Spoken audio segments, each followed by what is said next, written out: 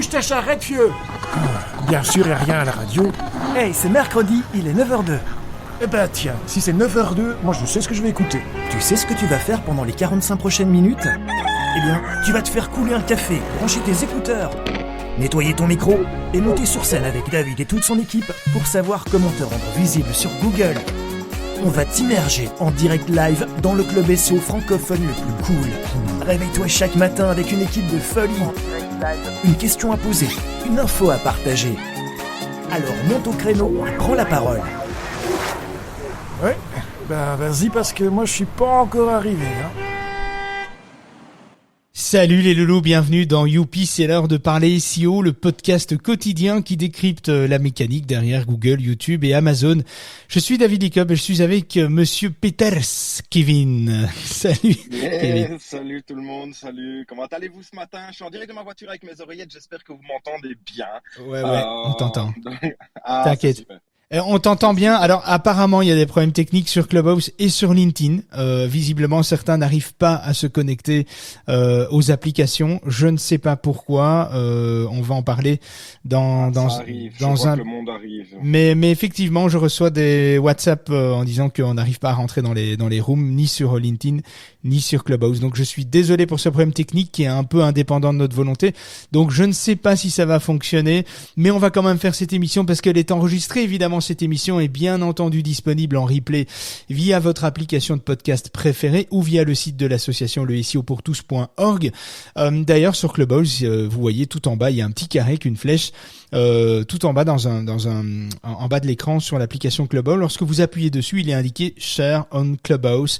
Ce serait super cool si vous pouvez partager cette room, ça nous ferait vraiment plaisir. Et de cette façon, on verrait si le problème technique continue de se poser ou pas. Et en plus de ça, ça nous permettrait évidemment d'avoir une meilleure découvrabilité auprès de l'algorithme de Clubhouse et faire connaître cette room évidemment au plus grand nombre, surtout qu'aujourd'hui c'est une édition spéciale. On va en parler tout de suite. Sur LinkedIn, il suffit d'inviter vos amis entrepreneurs qui pourraient être intéressés par ce format pour nous rejoindre. N'hésitez pas à partager, il y a un petit bouton inviter tout en bas du chat du live. Eh bien ça nous ferait grand plaisir si vous pouvez partager ça.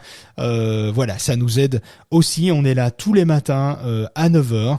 Édition spéciale. Ce matin, on va parler Black Friday et pour cela, nous avons un invité de marque ce matin. On peut donc accueillir Monsieur Charles Bensoussan, j'espère que je le prononce bien, qui vient tout juste de racheter Google à l'instant que je vous parle. Un grand tonnerre d'applaudissements à Charles pour cette nouvelle acquisition. Salut Charles, comment tu vas ? Salut Charles, vas-y. Ouais, c'est bon. Bon, si tu commences par écorcher mon prénom et mon nom, ça va pas le faire. Non, écoute, très heureux d'être avec vous, très heureux. Alors ça fait quoi ça fait quoi d'avoir fait l'acquisition de Google ? Tu te sens comment je me sens plus léger. Ah, j'adore lancer des rumeurs. Évidemment que non. Je crois que même nous tous réunis, on n'aurait pas les moyens, évidemment. Donc c'était de l'humour. Mais en tout cas, bienvenue Charles. C'est pas la première fois que tu viens. Et je suis très, très heureux parce que tu es un déjanté un peu comme moi. Et ça, c'est pour ça. Respect. Un déjanté, un passionné, comment lequel on choisit le mieux? Écoute, ça va ensemble, en fait, un peu quelque part. Ouais, ça va un petit peu ensemble parce que pour être passionné, faut être un peu déjanté. Je trouve. Alors Charles est passionné par ce qui touche de près ou de loin au marketing, à la génération de leads, aux optimisations SEA et SEO. Il a fondé l'agence SEMSEO. Je vous partage le lien de Charles pour découvrir son environnement pendant l'émission. Le lien est aussi disponible dans la description, évidemment, du podcast. Je vais faire ça tout de suite. Regarde, t'as même entendu le bruit du copier-coller. Voilà. Et on va lancer un challenge le lien est au-dessus de notre tête sur Clubhouse. Et je vais lancer un challenge à Kevin de nous partager évidemment ce lien, semco.io, dans les commentaires de LinkedIn. Donc je sais que t'es en voiture, que tu écoutes. Donc c'est ton gros challenge. Mais ne fais pas d'accident en live, ou du moins coupe le son, qu'on entendrait. Ah merde. Bon, c'est pas grave. Je vais devoir trouver un remplaçant pour demain. Non, blague à part, fais quand même gaffe. Sur la route, il faut quand même être prudent. Alors, On va parler sans surprise du Black Friday aujourd'hui, des fêtes de fin d'année, des astuces, des bonnes pratiques, des erreurs à ne pas reproduire. D'ailleurs, moi, je vais me pencher un petit peu sur les erreurs les plus courantes finalement, et rappeler quand même que c'est la première année que nous allons tous profiter pleinement des fêtes après ces 2 années de restrictions suite à la Covid-19. Après 2 années marquées par l'incertitude, cette nouvelle édition du Black Friday devrait marquer un vrai retour sur l'effervescence des fêtes de fin d'année par les directeurs marketing et les responsables d'acquisition qui préparent pour le moment, qui sont sur la finalité évidemment, parce que c'est la semaine prochaine si je me trompe pas, qui préparent actuellement le Black Friday et le Cyber Monday aussi. Il est important d'atteindre les objectifs fixés, de générer un maximum de ventes et de profiter de l'effet Coupe du Monde de football aussi, donc qui démarre. À travers notre expérience et le retour de nos clients respectifs chez Charles et de notre côté dans le groupe Apismeo, nous souhaitons vous partager, en tout cas pour ma part, les erreurs qu'il ne faudrait pas reproduire cette année dans cette version 2022. En quelques chiffres, avant de commencer en 2020, le week-end Black Friday et Cyber Monday, c'était environ 2 milliards d'euros de transactions en e-commerce. C'est aussi une période clé pour de nombreux commerçants qui marque généralement le début des achats de fin d'année, et pour certains c'est quand même 30 à 40% du chiffre d'affaires de toute l'année, donc c'est quand même hyper important. Les Français qui subissent économiquement l'impact, et pas que les Français, je pense à tous mes compatriotes qui sont en Algérie, en Afrique du Nord, en Belgique, en Suisse, au Luxembourg, au Canada, on est tous logés à la même enseigne, et donc on subit évidemment économiquement l'impact de la Covid-19, et on est du coup tous à la recherche de bonnes promotions, de bonnes offres promotionnelles pour préparer quoi ? Les cadeaux en dessous du sapin de Noël. C'est un petit peu l'objectif, On va profiter de tout ça pour faire nos cadeaux Saint-Nicolas, Noël, des 10 prochaines années. Et d'un point de vue acquisition digitale, le contexte économique de cette année apporte plusieurs enseignements. Alors, un discours de marque adapté au contexte pour renforcer la notoriété et le taux de préférence, une hausse des coûts d'acquisition étant donné le retour en force des annonceurs depuis quelques semaines sur l'ensemble des canaux marketing, on va en parler aussi. Donc là, il y a aussi une augmentation des coûts d'acquisition. Donc ça, c'est les problématiques, le contexte économique du Black Friday, et un temps d'exposition aux publicités beaucoup plus fort étant donné l'explosion du temps passé sur Internet et sur les réseaux sociaux, surtout en période du Black Friday. En connaissant ces 3 contraintes de budget, de temps, de publicité beaucoup plus renforcées, en connaissant ces contraintes, comment éviter les erreurs et réussir son Black Friday, Cyber Monday en 2022 ? Quelle est la meilleure stratégie pour toi, Charles, par exemple? Je t'introduis. Quelle est la meilleure stratégie pour toi, Charles? Comment toi tu vois le marché évoluer par rapport au Black Friday? Tu miserais sur quoi? C'est quoi ton pari, toi, aujourd'hui? Écoute, c'est très intéressant que tu commences comme ça. Je trouve que l'introduction est plutôt excellente, puisque là on parle effectivement d'une journée qui va être, d'un ensemble de journées qu'on appelle Black Friday. C'est censé être une seule journée à la base. C'est quand même le vendredi noir. C'est une journée qui nous vient des États-Unis. Mais il faut pas oublier quand même une chose, c'est qu'on est dans un contexte économique particulier. Moi, je vois un petit peu ce Black Friday pour 2022, on va dire spécial. En tout cas, j'anticipe les choses dans cette direction.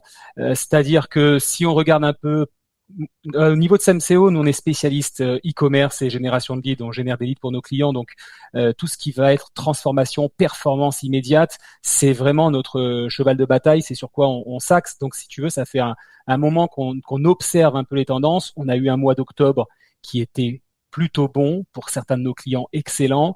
On a eu un premier week-end de novembre qui tenait encore le coup, et puis on a eu un recul drastique, voire majeur des transformations, des conversions sur les différents sites.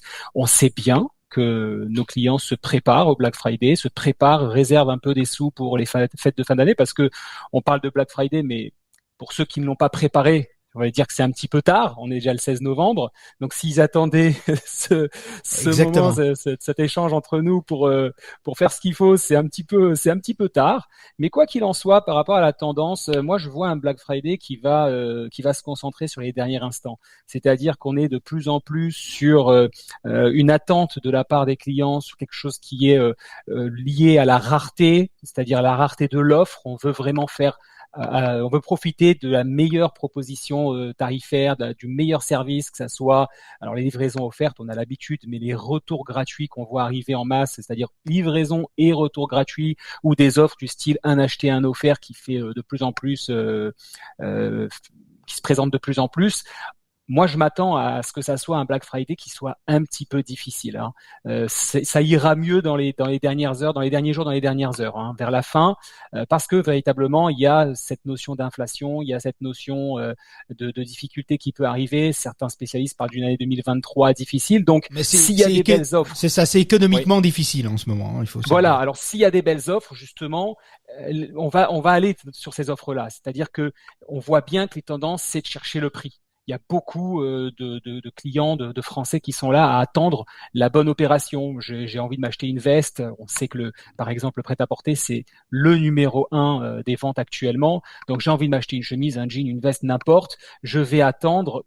Je vais surveiller. On a en plus des extensions, des outils qui nous permettent de savoir quelle est la moyenne du prix. On voit qu'il y a de plus en plus de Français qui utilisent ce genre d'extension-là. Donc ça, c'est une très bonne chose. Et du coup, on peut s'attendre à ce que le prix fasse partie des arguments majeurs. Aussi, je le dis et je le répète à mes clients, c'est que si on est sur un business qui vient d'être lancé, donc où on n'a pas eu forcément le temps de s'installer confortablement dans la réflexion Black Friday, c'est pas le moment, à mon sens, de préparer une offre de dernière minute. C'est quelque chose qu'il faut préparer en amont. Alors, pour ceux qui s'y prennent tard, c'est l'occasion d'observer via la data qui sera récoltée avec Analytics, voire GA4 déjà installé sur les sites internet, pour comprendre ce que recherchent les visiteurs sur le site de ces professionnels qui analysent ça maintenant, et finalement anticiper les fêtes de fin d'année. Là, on est encore bon pour les préparer.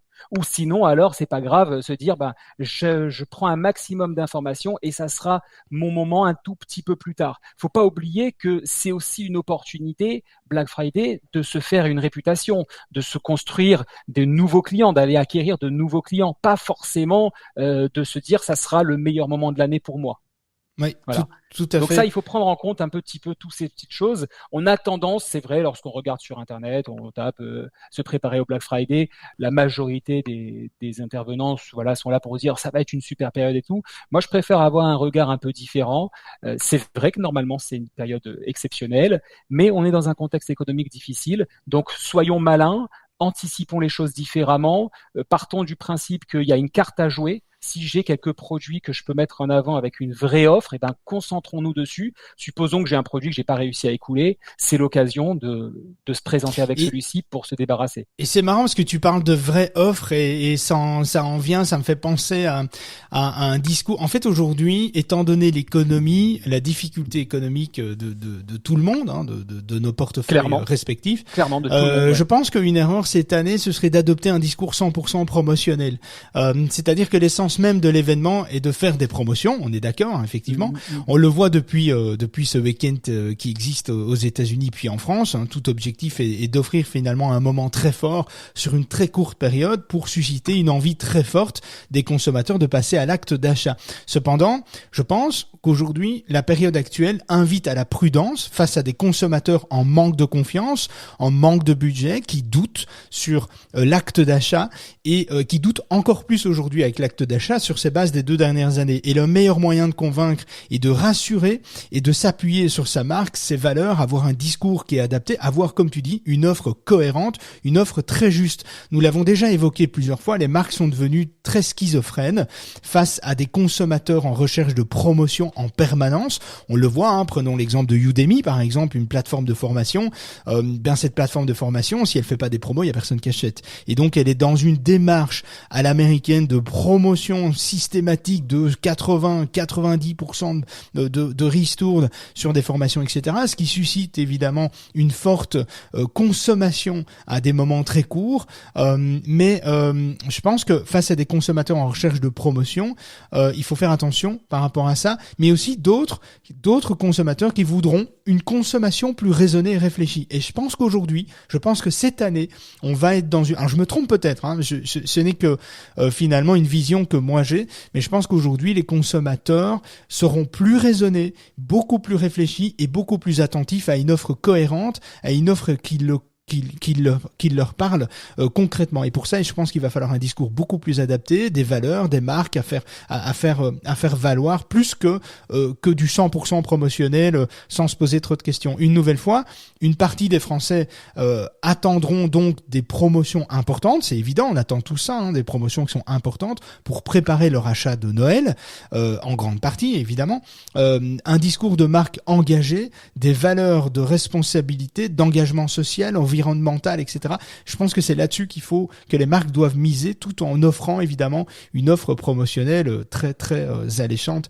Et souvent ces deux franges de la population sont clients des mêmes marques en fait. Mais je pense qu'il y a quelque chose qui change par rapport à ça. Je sais pas ce que t'en penses toi. Est-ce que finalement il va falloir être plus prudent dans les offres fortes qu'on va mettre en place? Est-ce qu'il faut pas agrémenter ça d'engagement environnemental, sociétal, de responsabilité, de valeur, de responsabilité, de marque engagée, etc. T'en penses quoi, toi?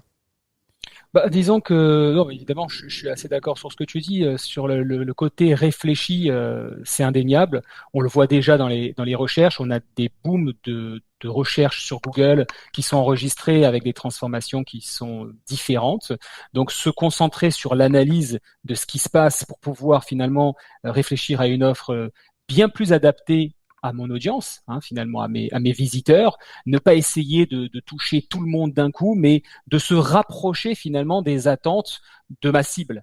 Tu vois, donc par exemple gagner en confiance, c'est aussi. Il faut pas oublier que ces périodes-là de Black Friday, de fêtes de fin d'année, c'est énormément de visiteurs qui vont arriver sur nos sites internet. Donc, qui veut dire ça? Ce qui veut dire concrètement qu'on peut en tirer déjà de la valeur ajoutée sans pour autant se concentrer exclusivement, je dis bien le terme, exclusivement sur les ventes. J'entends par là que si mon site internet n'est pas adapté, s'il y a des soucis lorsqu'il y a une forte influence, donc des vitesses de chargement qui peinent, des produits qui bug en termes d'images qui s'affichent, etc., c'est l'occasion finalement de renforcer un peu la technologie que j'emploie, de m'assurer que ma vitrine web soit vraiment au top actuellement et de gagner toutes ces informations qui vont être collectées pour pouvoir finalement réagir très rapidement.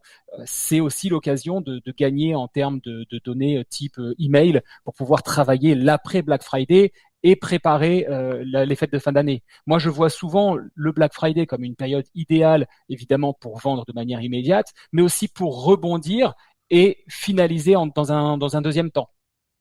Ok, et en fait, ça veut dire finalement, ce qui est intéressant dans ce que tu soulèves, c'est qu'il faut préparer son site à recevoir ce flux important de visiteurs, au risque de finalement avoir des pages qui marchent pas, des erreurs 500, des erreurs serveurs, etc.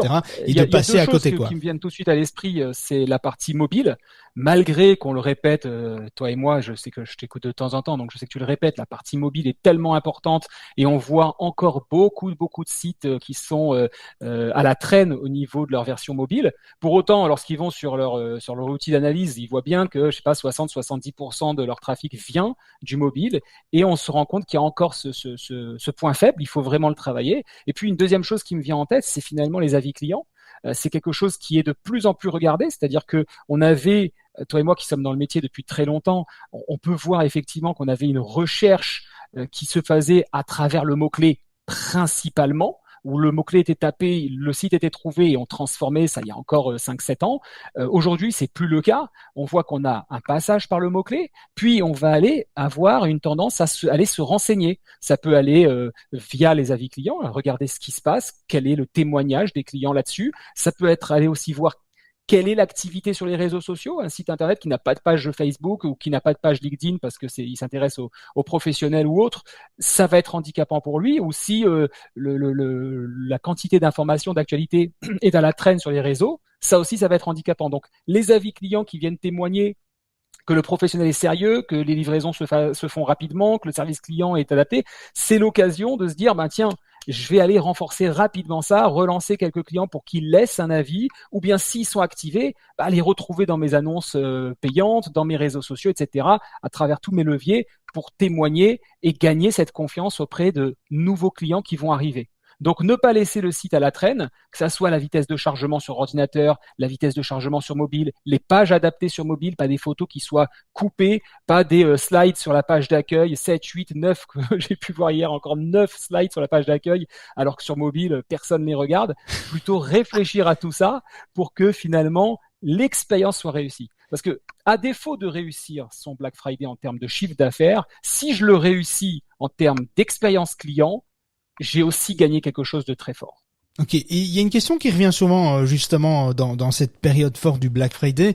On l'évoque régulièrement dans nos communications. Aujourd'hui, la grande majorité des annonceurs consacrent la plus grosse part de leur budget publicitaire sur les mêmes canaux, c'est-à-dire le search sur Google, le retargeting, le social sur Facebook, etc., etc. Ce sont effectivement des leviers qui ont fait leur preuve depuis de nombreuses années. Toutefois, Charles, aujourd'hui, ce sont des leviers très exploités et on assiste à une véritable explosion des coûts d'acquisition. Alors la question c'est, est-ce que finalement, est-ce qu'on ferme pas la porte aux petites TPE, petites PME, artisans, etc. Est-ce qu'il y a encore de la place budgétairement parlant, financièrement, étant donné l'explosion finalement de ces leviers par toutes ces marques, toutes ces entreprises, qu'elles soient petites ou grandes, surtout les grandes. Est-ce que finalement on n'arrive pas à un point de non-retour en termes d'explosion de coûts d'acquisition? Est-ce que c'est réalisable en fait, tu vois? Oui, c'est une superbe question. Bien sûr, c'est vrai, les coûts d'acquisition augmentent en ce moment-là, en cette période-là. Les acteurs majeurs sont tous présents. On va retrouver évidemment les structures comme Cdiscount, comme Casino et autres. Voilà, Decathlon pour le sport. Tous ces grands acteurs sont présents. Eux ne lésinent pas sur les budgets, évidemment, parce qu'ils ont surtout une stratégie qui est affûtée, quoi. Finalement, ils savent exactement où mettre leurs sous. Ça fait des mois, des années parfois qu'ils ont toute cette analyse-là, mais à notre niveau, au niveau de petits comptes, j'entends des sites qui font moins de 10 millions d'euros de chiffre d'affaires annuel, voire parfois même moins de 5 millions annuels, il y a toujours une place à prendre. Parce que finalement, c'est ce que je disais au début de cette conversation, c'est que si c'est pour envoyer tout azimut ma proposition en disant on est les meilleurs, on est les moins chers, venez, alors qu'il n'y a pas eu une réflexion tarifaire ou autre au niveau de mes offres, effectivement, je vais me ramasser parce que je vais consommer et la transformation derrière va être très élevée. Finalement, je vais dépenser 100 € pour réussir à réaliser une vente. Si ma marge est limitée et si mon panier moyen est de 150 €, c'est quasiment certain que je suis pas en rentabilité. Tu vois. Par contre, s'il y a une réflexion autour des produits où je fais la différence par rapport à la concurrence, du service dans lequel je fais la différence, parfois le niveau produit, je ne l'ai pas, mais au niveau service, j'ai une différence, je peux gagner quelque chose. Il faut vraiment aller chercher les avantages pour faire la distinction. Et puis, c'est l'occasion d'aller réaliser une étude de mots-clés bien plus poussée, aller sur la longue traîne, on l'a dit et redit, il faut le répéter parce que ça fonctionne toujours, de savoir précisément ce que recherchent mes clients. En réalité, pour réussir une période comme la période de Black Friday ou la période de fête de fin d'année, le mieux à faire, c'est de se concentrer sur la data, surtout en ce moment où les algorithmes se dirigent là-dessus, où l'intelligence artificielle est de folie concentrée dessus, pour connaître au mieux possible ce que veulent mes clients. Et j'entends souvent des chefs d'entreprise qui me disent « Oui, mais moi je sais exactement ce qu'ils cherchent ». J'en doute pas un instant. Sauf qu'il y a une distinction à faire entre ce qu'ils cherchent en boutique et ce qu'ils cherchent sur Internet. On a beaucoup plus d'informations. Je donne un exemple. Un client qui rentre en boutique, OK, je veux cette paire de lunettes de soleil, très bien.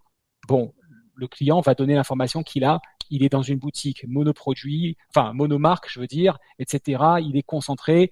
C'est bon. Quand il est sur Internet, il est derrière son écran. Il n'y a personne qui est là. Il peut aller sur plusieurs sites Internet, c'est-à-dire sous-entendu plusieurs boutiques en même temps. Il peut faire un comparatif, il peut aller voir les avis clients. Il a tout son jugement, il a tout son univers à lui qui fera qu'il y a une différence dans les informations qu'il va laisser passer et qui va nous permettre de découvrir un personnage bien différent. Et c'est cette information-là que je dis quand je conseille de mieux connaître ses clients, c'est mieux connaître ses clients web. L'attitude qu'on a lorsqu'on est tranquille dans son salon, dans sa chambre à coucher ou qu'importe, et qu'on fait ses recherches et qu'on se prépare à acheter. On voit bien actuellement qu'il y a un temps de réflexion avant l'achat qui est un petit peu plus long que d'habitude. Donc, il faut être en mesure d'y répondre. Et puis ces prospects sont de mieux en mieux informés aussi, et il y a aussi un ras-le-bol des internautes, selon les sources, les sources que j'ai pu trouver, lire, les expériences que j'ai pu échanger la semaine dernière sur le sujet d'aujourd'hui. Selon que l'individu finalement soit urbain ou non, selon ce que l'on comptabilise finalement comme message publicitaire, c'est quand même 500 à 2000 par jour, donc beaucoup de pression publicitaire sur les consommateurs. Et sur Internet, de nombreuses marques activent plusieurs leviers. Il n'est pas rare d'être touché de nombreuses fois durant sa navigation par la même marque, etc. Et c'est souvent trop, surtout sur les leviers de bas de tunnel en fait. Tu vois ce que je veux dire? Et en fait, pour cela, les marques disposent de la possibilité de faire du camping, finalement, pour limiter le taux d'exposition à un message publicitaire. Mais c'est difficile de tenir quand les plateformes ne communiquent pas entre elles. Et ça, c'est aussi une vraie problématique. Vous allez donc toucher sur des sites médias, les réseaux sociaux, Facebook en tête encore aujourd'hui, et YouTube, par le même message lorsque votre navigation est quotidienne. Donc vous allez être harcelé finalement par plusieurs messages. Alors je sais qu'on est sur un moment court et fort, mais ça provoque finalement, c'est ce qui provoque en plus de la faible qualité des messages, très souvent des formats proposés, le ras-le-bol des internautes, parce qu'aujourd'hui, je pense que les gens sont pas dupes, les gens reçoivent énormément de publicité, et c'est encore pire quand vous êtes déjà client de la marque, c'est encore pire, le retargeting, tu vois très bien de quoi je parle. Évidemment, le retargeting, la possibilité de retargeter, de fidéliser en proposant encore plus, etc. L'expérience publicitaire devient catastrophique, voire contre-productive par moment. Est-ce qu'en cette période, on va pas tomber dans cette contre-productivité? Tu vois, je me pose un peu la question. Mais heureusement, il y a des solutions qui existent pour réaliser des campagnes d'acquisition intelligentes, sans couture, finalement. Par exemple, chez SEMSEO, Charles, vous pouvez annoncer sur différents formats avec plusieurs objectifs. L'acquisition, l'activation, la fidélisation, pour offrir une meilleure expérience complète sur l'ensemble des parcours d'achat, avec un camping maîtrisé finalement. Alors je parle de ça, je parle de ta boîte parce que je trouve que c'est un juste retour. C'est gentil, je prends, c'est gratuit. C'est gratuit, et en plus je le pense très sincèrement. Je t'ai envoyé des clients, on travaille ensemble, et je vois l'expérience, l'enrichissement finalement que tu apportes à tous nos contacts communs, etc. Et je trouve ça assez formidable. Et il faut être passionné pour apporter des résultats comme cela. Il faut être passionné, il faut comprendre le marché, il faut vouloir comprendre le marché de ses clients. Et je pense que c'est important, Charles le disait tout à l'heure, mais connaître ces personas, savoir où ils sont, à quel moment, qu'est-ce qui leur fait vibrer. Et je pense que tout ça sont des choses qu'on doit connaître sur nos prospects aujourd'hui pour arriver à offrir finalement une offre cohérente. Pour conclure sur le Black Friday 2022, ce qui nous attend, etc. Est-ce que tu as je sais pas, un truc que tu as envie de soulever pour clôturer cette truc, un conseil à donner, je te laisse la parole.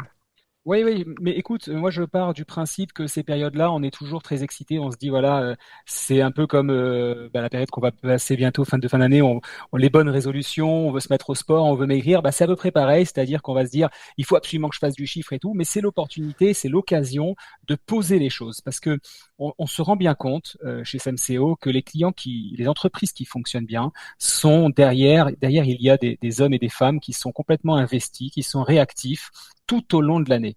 On ne peut pas attendre de cette période une période magique si d'ailleurs on n'a pas construit quelque chose à long terme. C'est pour ça que chez nous, on s'investit énormément avec nos clients. Comme tu l'as dit, c'est très gentil.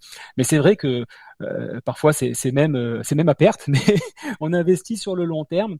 C'est-à-dire que le conseil que je donnerais pour conclure, c'est de profiter de cette période pour prendre des résolutions définitives sur du long terme. Que ça soit, tu l'as souligné tout à l'heure, de la responsabilité sociétale des entreprises, pouvoir faire une différence au niveau du site internet, de s'engager.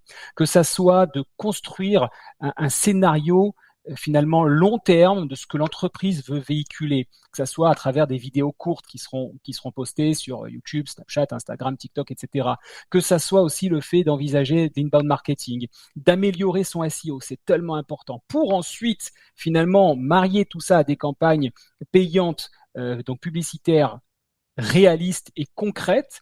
Là, il y aura une différence. Il y aura vraiment une différence. Se dire aujourd'hui, je vais mettre tous mes sous que j'ai mis de côté pour le Black Friday, alors que j'ai pas préparé les choses en amont, que je ne sais pas véritablement ce qui se passe sur mon site, que ça fait un petit moment qu'on m'a parlé d'une refonte et que j'ai pas envisagé, que je sais qu'il y a des bugs sur le mobile, mais que voilà, je les ai toujours pas réparés.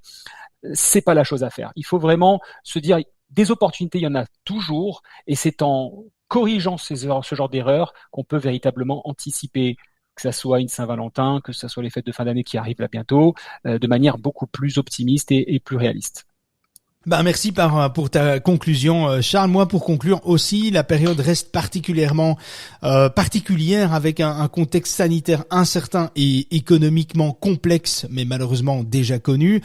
Une fois de plus, certaines marques pourront tirer avantage de la situation en étant agiles, digital et customer centric, finalement.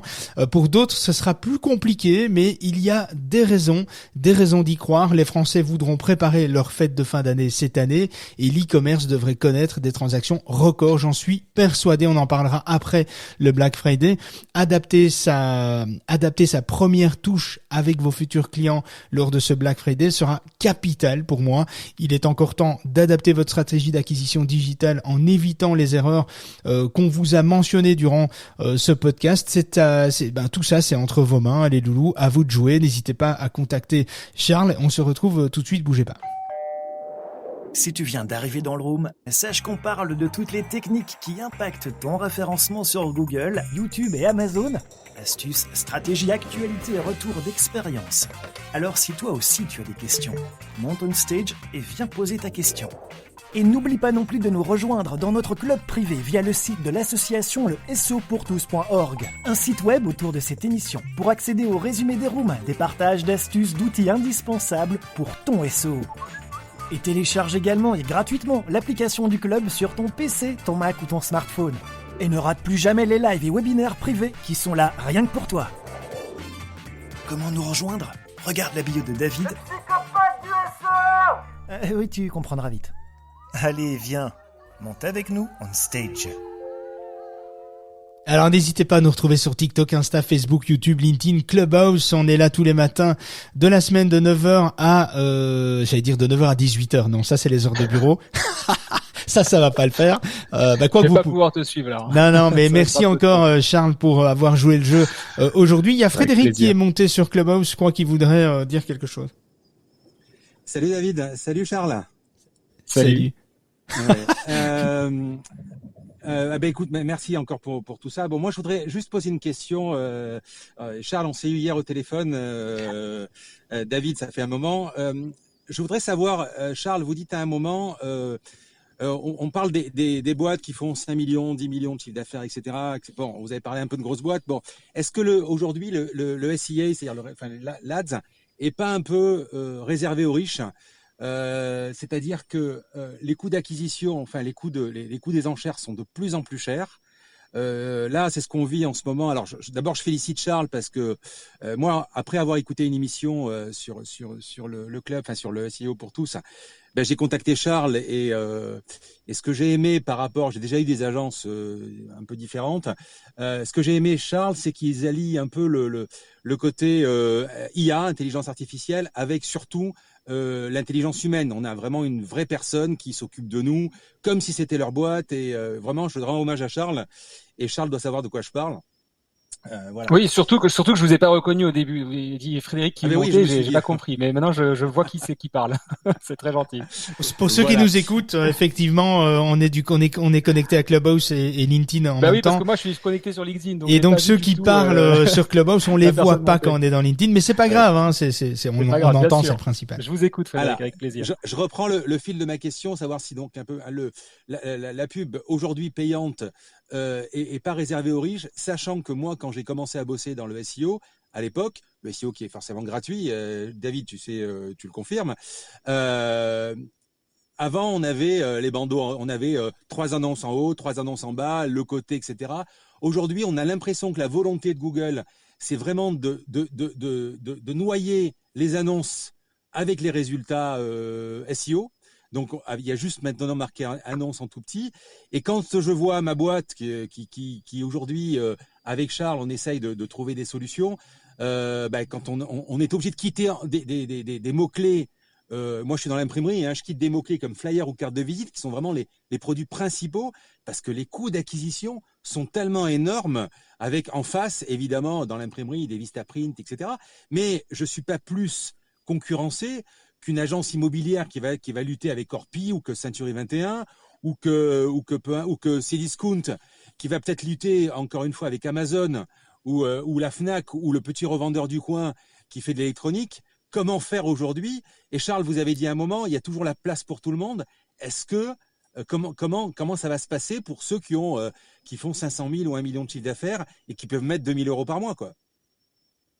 Ok, c'est une très bonne question. Mais là-dessus, je vais répondre de manière claire sur la question. C'est-à-dire qu'en fait, lorsqu'on a ce genre de questions, on ne prend pas en compte toute l'évolution du digital. Il faut comprendre une chose, c'est que si aujourd'hui, pour reprendre votre domaine d'activité, des structures énormes se sont positionnées parmi les premiers résultats, c'est pas juste pour prendre les premières places.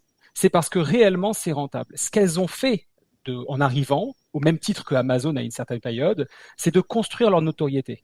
C'est vraiment de gagner des clients au fur et à mesure. Même ces grosses structures ne sont pas arrivées grosses structures d'un coup sur Internet. Elles sont arrivées en commençant avec des petits budgets et elles ont gagné leur lettre de noblesse. Parce qu'aujourd'hui, finalement, c'est ça qu'il faut faire. Lorsqu'on regarde, je l'ai dit tout à l'heure, il y a 5, 6, 7, 10 ans, moi ça fait 21 ans que je suis dans le métier, on voit bien qu'il y avait une période où il fallait être sur Google, ça suffisait. Moi j'ai connu l'époque où je disais bonjour, voilà, je m'appelle Charles Benson, je suis expert Google. On me disait Google, je fais non, pas Google, Google, c'est pas pareil. Les gens ne connaissaient pas. Et j'ai suivi un peu toute cette évolution. Aujourd'hui, les personnes ne sont pas, les clients potentiels ne sont pas que sur Google. Elles sont sur Google, elles sont sur Facebook, elles sont sur LinkedIn, elles sont sur Instagram, TikTok, Snapchat.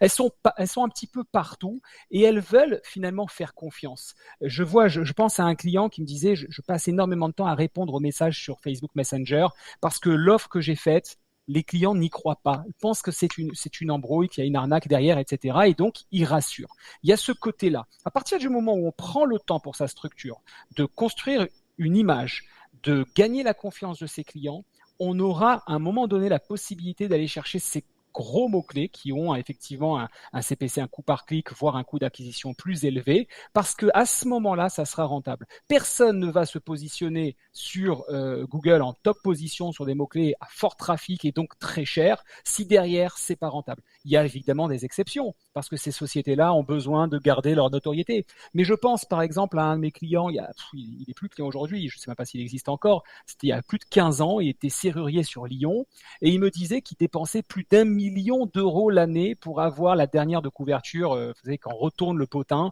chez les pages jaunes. Et il me disait c'est extrêmement rentable, mais il n'y avait pas moyen de quantifier les choses. On est sur quelque chose de similaire. On ne va pas dépenser des gros sous si au bout d'un moment, lorsqu'on fait ces analyses, ces calculs, il n'y a pas une forme de rentabilité, que ça soit en gain de notoriété, que ça soit en vente immédiate. C'est évident. J'ai eu plusieurs fois des cas où des entreprises viennent me voir en me disant voilà, je veux faire tant. Mais moi aussi, je veux faire tant. Moi aussi, je veux faire 1 milliard d'euros de chiffre d'affaires. Je ne m'en cache pas, il n'y a pas de souci. Comment on fait pour y arriver? C'est ça la vraie question. Il n'y a pas d'effet miracle. Si je suis capable de dire, par exemple, dans mon discours, je veux pas Facebook parce que j'aime pas Facebook, je suis en train de dire finalement que c'est ma personne, c'est mon émotion qui s'exprime et c'est pas le bien pour ma société. Facebook, c'est lorsqu'on se met sur Facebook, il y en a beaucoup qui l'aiment pas, ou Amazon, pour les e-commerçants, c'est pareil, Amazon, il y en a beaucoup qui l'aiment pas. Moi, je cherche pas le côté sentimental, est-ce que j'aime ou j'aime pas. Je regarde toujours le coût par acquisition. Et ce qu'il faut finir par dire, et qui est très important, c'est que si Google se concentre sur les gros acteurs, et exclusivement sur les gros acteurs, ce n'est pas bon pour lui. Je vois par exemple, le dernier cas client que j'ai diffusé sur LinkedIn, c'est une entreprise, quand on l'a connue, qui faisait pas 50 000 euros de chiffre d'affaires par mois, qui ne faisait pas 50 000 euros. Il y avait, les bons mois faisaient 50, 60, 70 000 parfois, les mauvais mois étaient entre 20 et 35 000. Aujourd'hui, c'est une société qui fait entre 300 et 700 000 euros de chiffre d'affaires par mois. Mais ça a été un combat de chaque instant. C'est-à-dire que les 3, 4, 5 premiers mois, mais je vous raconte même pas, Frédéric, on s'arrachait les cheveux avec le client. Il nous a pas donné le bébé en disant « débrouillez-vous, c'est votre business ». Non, il était avec nous parfois jusqu'à minuit. Chez nous, on a un WhatsApp 24 heures sur 24 disponible. Parfois, c'était jusqu'à minuit à échanger, corriger une annonce, échanger une donnée sur Analytics qui est remontée, etc. Parce que c'est ça finalement le business. Si c'est juste créer un site internet, se mettre sur Google et dire « ça y est, je vais faire des millions », non. La réalité, c'est qu'il faut se poser à un moment la question, si j'ai aujourd'hui des clients qui achètent chez moi, que ça soit en boutique, que ça soit des clients fidèles qui reviennent ou autres, pourquoi ils n'achètent pas, ils ne transforment pas comme il faut sur le digital, donc c'est-à-dire sur le web?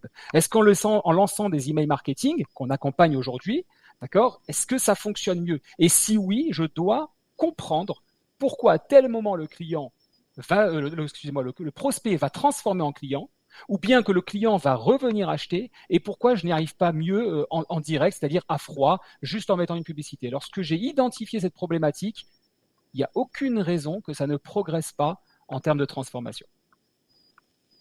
Je pense alors je te rejoins complètement, Charles, c'est pareil en SEO, c'est le même raisonnement, et d'ailleurs on prend souvent nos décisions d'investissement avec nos émotions alors que ça devrait pas, et finalement on prend beaucoup de décisions de manière irrationnelle, hein, aussi, et je pense que ça fait partie de l'irrationnel, hein, de se poser toutes ces questions et finalement de réagir, de se dire tiens, non, ça j'aime pas, j'y vais pas, ou ça non, c'est pas mon truc, sous prétexte de l'éthique ou des valeurs, etc. Et je pense qu'à un moment donné, il faut rester pratico-pratique, quoi. Donc il faut à un moment donné regarder la data et regarder le ROI, les métriques, et se dire ok, quelles sont les métriques que je vais pouvoir en tirer pour juger si c'est rentable ou pas, en faisant une abstraction totale finalement des émotions, de l'irrationnel, du rationnel, etc. Et de se baser techniquement sur des métriques, en fait. Et moi je suis assez bien d'accord avec ça. C'est pas évident. Nous c'est notre métier, Charles. Donc forcément ça semble logique et on est dans cette démarche. Mais pour Fred, dont c'est pas le métier mais qui se passionne quand même, c'est pas toujours cette logique-là qui prend le dessus. Et c'est à nous, justement, je trouve, à bien véhiculer le bon raisonnement à avoir lorsqu'on décide de faire telle ou telle action ou qu'on décide d'aller vers telle ou telle plateforme. Donc je pense que t'as tout à fait raison et je pense, Fred, je pense que tu nous rejoins, hein, je crois. Oui. Je vais rajouter une toute petite chose. C'est que, effectivement, lorsqu'on voit l'amas de propositions commerciales de la part des agences digitales, hein, j'en parle, je le dis avec sans difficulté, ou de freelanceurs qui sont sur le sujet, finalement, on participe, je vais m'inclure dedans, même si je pense vraiment me battre contre ça, mais tant pis, je reste une agence digitale, on participe à ce fantasme de venir dire oui, ça va fonctionner, vous venez travailler avec nous, ça va marcher pour vous. La réalité, c'est qu'on n'en sait rien, que c'est pas vrai, et qu'il y aura une seule condition pour laquelle ça peut marcher, c'est si on s'investit. Surtout lorsqu'on a affaire à une société qui essaye de s'introduire dans le digital, de s'introduire sur le web, ou qui se retrouve dans une problématique, je pense à un autre client, qui se retrouve dans une problématique où le chiffre d'affaires il est assuré, tout va bien, mais qui n'arrive pas à progresser davantage. Là, il faut beaucoup d'humilité. Et il faut s'investir, il faut se dire, voilà, c'est pas garanti qu'on va y arriver, mais on va donner beaucoup jusqu'à trouver un petit trou de souris sur lequel on va rentrer pour pouvoir faire la différence. Rien n'est écrit, il faut tester, quoi. En gros, c'est un peu ça aussi l'idée, hein, Fred. Ouais, mais si ce n'est que là, vous faites un petit parallèle entre le SEO et le SIA, même s'ils se rejoignent. Le SEO, c'est tellement logique. De plus en plus. Oui, mais le SEO, c'est tellement logique que tout ce qu'on peut faire, je sais pas moi, de l'UX ou créer un article ou même 2 articles, même s'ils sont bien faits ou mal faits, peu importe, ça fera jamais de mal tant qu'on reste dans un truc. Tandis que le SEA, la pub payante, c'est tellement technique, on a déjà parlé, Charles, c'est très difficile de commencer sur Google Ads si on n'a pas au moins une formation ou quelque chose. Et surtout, moi je me souviens, parce que la première fois que j'ai reçu 200 € ou 100 € un chèque, enfin une carte cadeau de Google pour dire essayez ça, moi il suffit de dire allez, je mets 200 € sur les affiches. Voilà. Le problème, c'est qu'à un moment, quand on regarde les résultats, le gars qui veut trouver une affiche de Star Wars pour son fils, il va cliquer chez moi, alors que moi, ce sont des affiches personnalisées. Donc, c'est tellement compliqué et on peut très, très vite cramer, si on le fait tout seul, on peut très, très vite cramer le budget qu'on a mis. C'est très, très technique. Et c'est pour ça qu'on fait pas ça tout seul, mais c'est comme le SEO, on fait pas ça tout seul, on s'accompagne de professionnels, de consultants, et si pas, mais en tout cas des expériences d'autres entrepreneurs, etc. toujours que des professionnels. On n'est pas obligé de faire appel à Charles. Alors évidemment, tant mieux pour lui, tant mieux pour toutes les agences qui vendent du SEO, du SEM, du SEA, etc., etc. Mais il existe aussi la possibilité de s'entourer, de prendre les expériences, de s'enrichir des expériences de ses voisins, de ceux qui sont à côté. Je regarde ici en dessous, je peux très bien contacter Mathieu, dire tiens Mathieu, qu'est-ce que tu fais? Sandra, t'as déjà mené des choses, etc. Et donc je pense que les échanges entre les entrepreneurs, c'est une démarche très altruiste qui va permettre aussi d'avoir des réponses et couplé à ça, évidemment, une expérience professionnelle avec du recul comme Charles qui fait ça depuis 20 ans et forcément il y a des choses qu'il sait qu'on ne sait pas nous, hein, forcément. Moi le SEA c'est pas mon métier, comme il y a des choses que tu sais toi que je ne sais pas moi. Oui, certainement beaucoup plus d'ailleurs, mais pareil, c'est normal. Bien sûr. Fidèle à toi-même. Le salaud. Mais en tout cas, tout ça pour dire que finalement, le Black Friday, déjà pour revenir à ça, ça se prépare bien à l'avance. Et je pense, Charles, il faut quand même rappeler, parce que je dis encore tout à l'heure, j'ai peut-être donné un peu de faux espoirs en disant il a encore temps. Je crois que c'est la semaine prochaine, ça laisse peu de temps. Ça commence le 20, ça commence ce vendredi. Enfin, officiellement, les marques commencent à s'installer dès ce vendredi. C'est pas officiellement le 25 ? Si, mais justement, ça fait partie des stratégies. Oui, on commence à préparer les messages, à communiquer. Combien de temps, d'après toi, pour clôturer là-dessus, combien de temps il faut se préparer à des périodes très très fortes comme ça, du Black Friday, Cyber Monday, etc. Je l'ai dit en fait tout à l'heure, c'est toute l'année. C'est-à-dire que lorsqu'on travaille toute l'année dans cette direction, on est en fait tout le temps prêt à réagir, à rebondir, etc., etc. C'est pas quelque chose sur lequel il faut s'envoyer comme ça d'un coup. T'as vu, j'ai bien écouté. Dans 2 jours, j'y vais. J'ai bien écouté, t'as vu.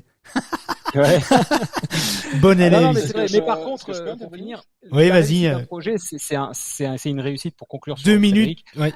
2 minutes, c'est une réussite d'un projet collectif. C'est une équipe qui travaille, savoir s'entourer de personnes qui se sentent concernées. Je crois que c'est ça ce qui fait la différence. Parce que malheureusement aujourd'hui, il y a des gens qui sont là pour facturer, pour avancer et terminer. Et malheureusement, on sait très bien que pour faire la différence, il va falloir gagner du temps, il va falloir investir, il va falloir être patient. Et lorsqu'on a juste une facture qui tombe sans arrêt, c'est un peu compliqué d'avancer dans cette direction-là.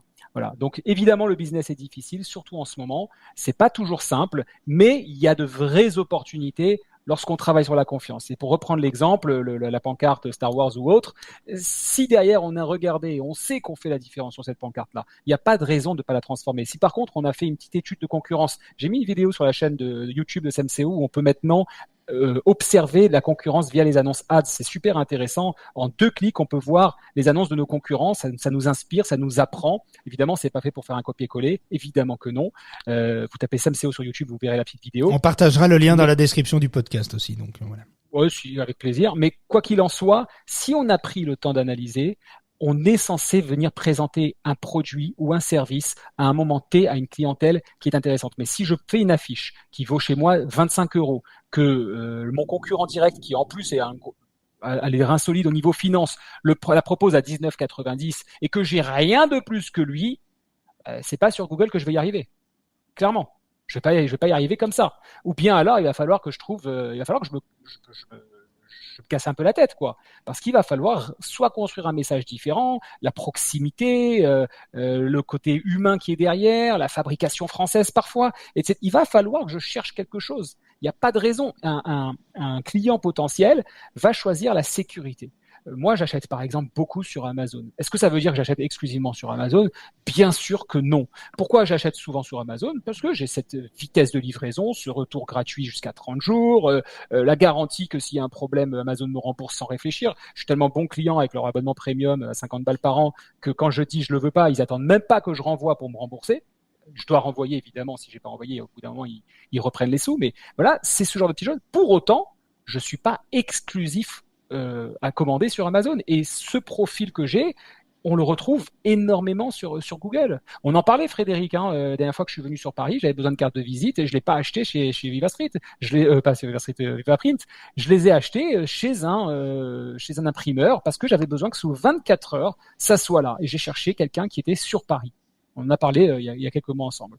Donc, c'est la preuve même qu'il y a toujours des opportunités à avoir à partir du moment où on a construit une stratégie et qu'on est entouré de personnes qui défendent notre business et qui ont envie d'aller dans la même direction. Bon, on l'aura compris, il y a encore du business à faire, il y a quand même encore un peu de place Largement. en fonction de la stratégie, de la pondération qu'on veut apporter à sa stratégie, etc. 2022, 50% des budgets de communication des entreprises ont été investis dans le digital. On n'avait jamais vu ça. Ouais, tout à fait, et on ira plus haut que ça, à me semble-t-il, à l'avenir. On va prendre Kevin et puis on va clôturer. Kevin, t'as 2 minutes parce qu'on va devoir terminer.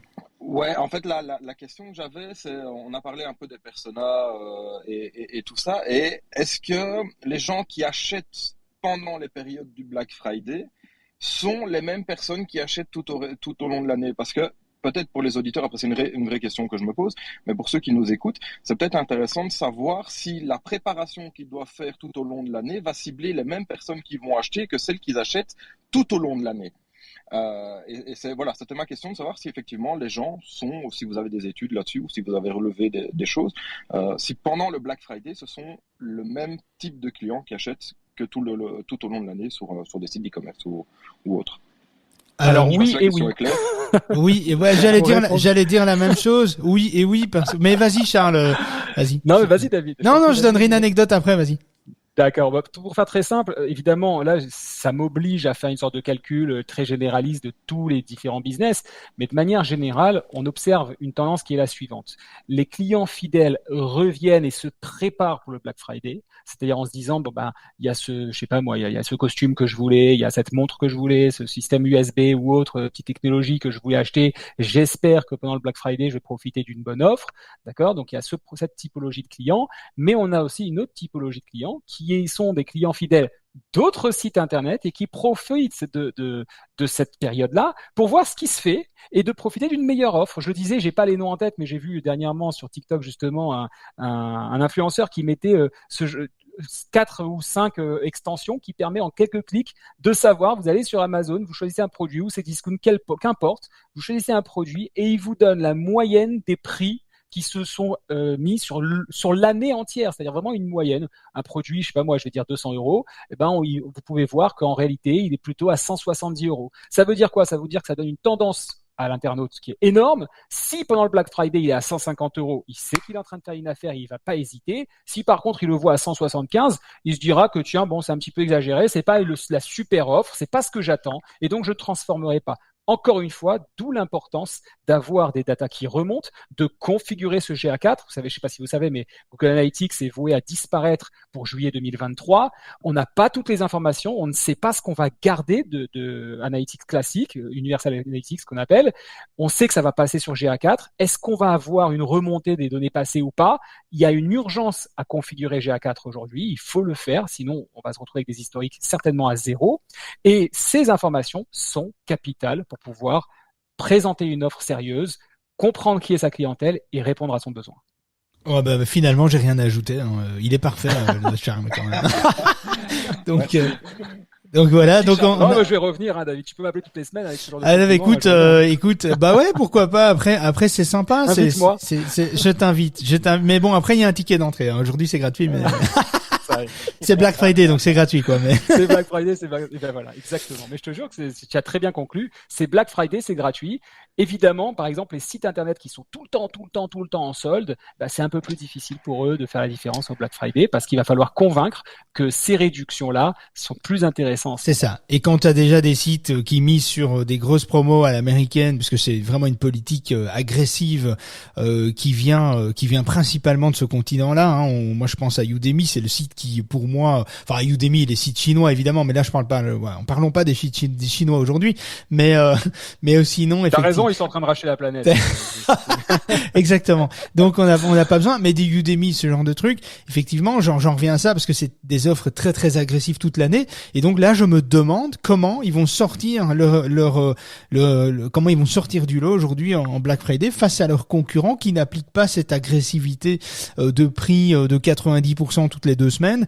et donc j'ai du mal à voir comment ils vont se dépatouiller du Black Friday. Qu'est-ce qu'ils vont proposer? On va être très très attentif et on va voir, parce que justement pour des sites comme ceux-là, des stratégies commerciales déjà très très fortes durant l'année de manière pas de manière sporadique mais de manière très récurrente, parce que c'est vraiment prix plein pendant 15 jours et puis prix cassé à du 80 du 90 du 70, etc.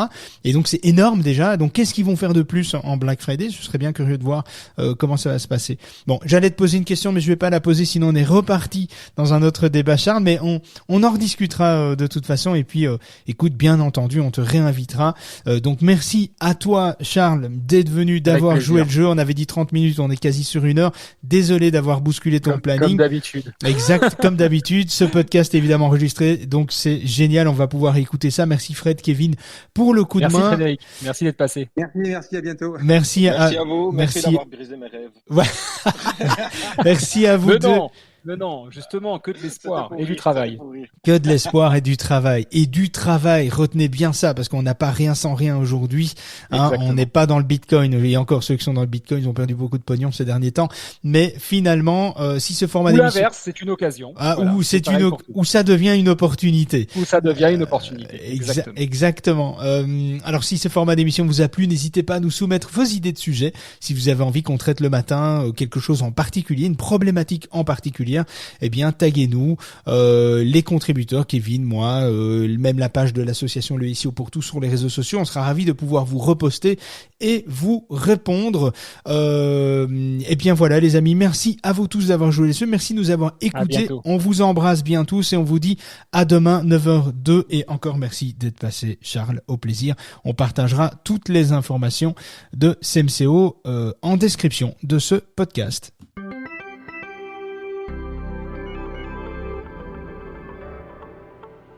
On a bien rigolé, mais on arrête pour aujourd'hui. David et son équipe reviennent dans le club de la face cachée de Google en direct, tous les matins de la semaine, avec une nouvelle astuce ou une actu croustillante à ne pas manquer. N'hésitez pas à nous rejoindre via le site de l'association le SEOpourtous.org et découvrez notre club privé pour venir échanger, déposer vos suggestions, vos remarques et exposer vos problématiques de référencement Google, YouTube et Amazon. On se fera un plaisir de pouvoir vous aider. Alors pour toi, rien de plus facile. N'oublie pas de t'abonner au club, de programmer ton réveil et de te brosser les dents avant de monter sur scène. On compte sur toi.